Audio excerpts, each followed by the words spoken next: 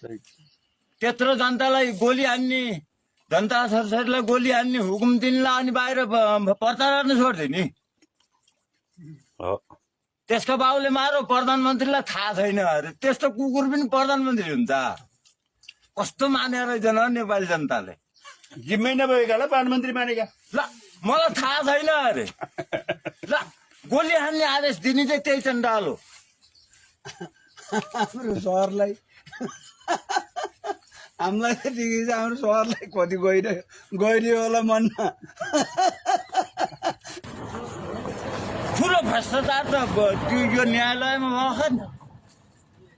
बिल्कुल बिल्कुल ठुलो भ्रष्टाचार भनेको न्यायालय मात्रै हो।